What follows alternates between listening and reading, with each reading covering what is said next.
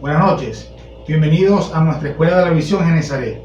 Con ustedes, Daniela y Luis Quiñones. Hoy daremos continuidad a la serie Demandas y hoy hablaremos de la demanda número 2, Transfórmate, basadas en lo que dice Romanos 12:2, que dice de la siguiente manera: No se conformen a este mundo, más bien transfórmense por la renovación de su entendimiento, de modo que comprueben cuál sea la voluntad de Dios, buena, agradable y perfecta. Para comenzar, vamos a definir lo que es forma, debido a que tanto conformar como transformar provienen de esta palabra. Y tenemos que la forma es la apariencia externa de una cosa. Para los judíos, el comportamiento público de una persona era su mayor enfoque. Para Jesús, por otra parte, lo más importante era lo interno de la persona, su corazón, sus pensamientos y luego la purificación de las manos. Para el estudio de este versículo vamos a irlo desglosando, teniendo que la primera parte es no se conformen a este mundo. Entonces definiremos lo que es conformar o conformarse.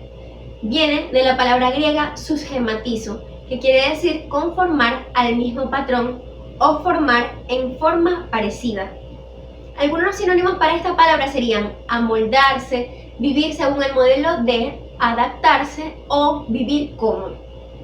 Pablo le hizo esta exhortación a los cristianos en Roma y a todos los cristianos en general, debido a que el conformarse, amoldarse o imitar este mundo o este siglo, como dicen otras versiones, no nos traerá sino decepciones.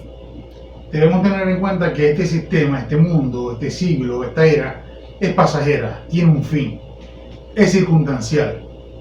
Y nosotros no debemos apoyarnos en lo circunstancial, sino en lo eterno. En 1 de Juan 2:17 dice: el mundo pasa y sus deseos.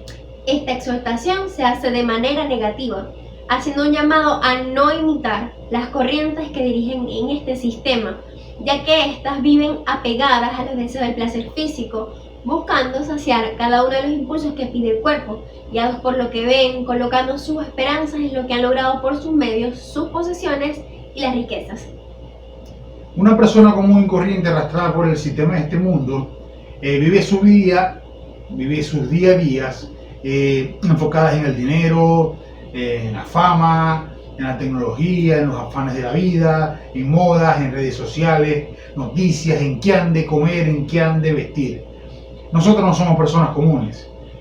Nosotros somos hijos de un Dios como ningún otro. Tenemos un Padre que nos ama de una manera tan grande que no hay forma de compararla con algo que conozcamos. Somos hijos del Dios sobrenatural, que hace donde no hay, un Dios de milagros, un Dios de prodigio, capaz de hacer que una vida sin sentido cambie de manera que muchos puedan cambiar y ser personas con propósitos eternos. Entonces vamos ahora al punto número 2, que es más bien transfórmense. Y transformarse viene del griego metamorfo, que significa transfigurar o metamorfosis, cambiar en otra forma. Y esta palabra se utiliza comúnmente para describir el cambio que da la oruga en mariposa. También encontramos en algunos de los evangelios para referirse a la transfiguración de Jesús, momento en el cual sus vestiduras se volvieron blancas como la luz y su rostro resplandeció como el sol. La transformación de la que Pablo nos habla, él la vivió en carne propia, porque sabemos que Pablo no fue el mismo antes y después del camino a Damasco. Pablo definitivamente estaba amoldado a este mundo, pues era un asesino de cristianos, un perseguidor, debido a sus firmes convicciones, pero él simplemente dio un cambio radical, un cambio de 180 grados, haciéndose irreconocible para aquellos que en algún momento le conocieron o escucharon de él. Pablo, gracias a Dios, rompió por completo su antiguo molde, su forma, para vivir una vida agradable para aquel que temporalmente le quitó la vista, pero eternamente le dio salvación. La transformación puede ser, y casi siempre es un proceso doloroso. Para Pablo lo fue. Esto implica deshacerse de todo lo que creías que eras, de lo que creías que era tu identidad y de lo que te caracterizaba, deshacerse de tus hábitos, rutinas e incluso sueños, para darte algo que perdure para siempre y que tenga un impacto positivo para muchas vidas. Debemos ser transformados. ¿Por qué? Porque es imposible tener un encuentro con el Señor y quedar igual. Una vida cambiada no es una condición para salvación. pero debe ser el producto natural de la fe salvadora. Cuando nosotros somos transformados verdaderamente, al igual que con Pablo, la gente y hasta nosotros mismos nos vamos a maravillar y glorificaremos a Dios por lo que éramos y en lo que Dios ha hecho en nuestras vidas y lo que somos actualmente. ¿Cómo se lleva a cabo la transformación? Punto número 3. Por la renovación de su entendimiento. La transformación de la que Pablo nos habla viene de lo profundo del ser y se refleja en el exterior. Inicialmente en las profundas convicciones, creencias y emociones del individuo, y se refleja en su hablar, en su actuar, incluso en su andar. Nuestros hábitos externos deben corresponderse a una profunda transformación de nuestros pensamientos y deseos, porque si no, de lo contrario, seríamos hipócritas. Y la forma externa debe corresponderse exactamente con la forma interna. Entonces, si la vieja forma, la forma del mundo, la forma de este siglo, no nos conviene, ¿qué forma deberíamos adoptar? La respuesta es la forma del varón perfecto, de Jesús. Y esto no es algo que se logra de un día para el otro, pero definitivamente no es un sueño inalcanzable, sí es posible. Nuestra mente tiene la capacidad de adaptarse, de conformarse, de tomar la forma de aquello a lo que la expongamos. Se podría decir que es como cuando preparamos gelatina. La echamos en un molde determinado y luego de un tiempo la gelatina va a adquirir la forma de ese molde. Yo pregunto, ¿en qué molde estamos colocando nuestra mente? ¿A qué le estamos poniendo? ¿Cuáles son esas conversaciones, programas, amistades e información que están siendo para nuestra mente como un molde? ¿Qué decisiones radicales debemos tomar el día de hoy para dar paso a la transformación que quizás nosotros mismos estamos retrasando? Lo que nosotros pensamos, eso somos. En eso nos convertimos porque un pequeño pensamiento va a conllevar emociones. Y estas emociones también a acciones que posteriormente se van a volver patrones de conducta. Y estos patrones de conducta van a definir nuestro futuro. Por eso el rey Salomón dijo en uno de sus proverbios: ante todo, cuida tus pensamientos porque ellos controlan tu vida.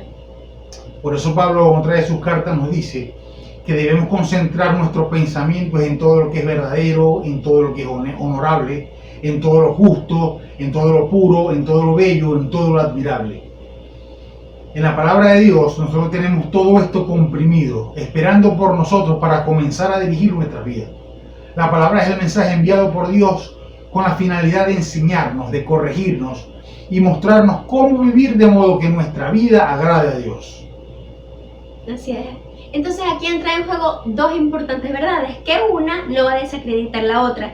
Y la verdad número uno es: la acción del Espíritu Santo en nuestras vidas es fundamental, como lo fue con Pablo, fue acción del Espíritu Santo. Sin ella no podría existir una auténtica transformación, sino simplemente una conformación a alguna forma que queramos imitar, de cómo actúa o cómo se ve determinada persona, ministro o pastor. Y esto sería netamente superficial. Y la verdad número dos es que la transformación es un proceso intencional. Quiere decir que conlleva acciones. No puede haber cambios, por más que Dios lo quiera, si el individuo no le permite su obrar. Y muy frecuentemente vemos que caemos en el error de utilizar excusas como estoy en proceso, yo cambiaré cuando Dios quiera, que si bien son ciertas, siguen siendo solamente excusas. Y vivir excusándose no hace más que retrasar nuestro proceso de transformación. Por el contrario, cuando nosotros, a pesar de nuestra humanidad, nuestros defectos, nuestros desaciertos, nos levantamos una vez más y decidimos cambiar para reflejar aquel en el cual hemos creído, en quien hemos creído, con ese simple hecho y con una determinación a accionar en conformidad a esa decisión que tomamos, tomando las pequeñas o grandes acciones que día a día se ameriten, en ese momento es que damos un paso a estar más cerca de transformarnos y a moldarnos al molde perfecto. ¿Cuál es el molde perfecto? El de Cristo.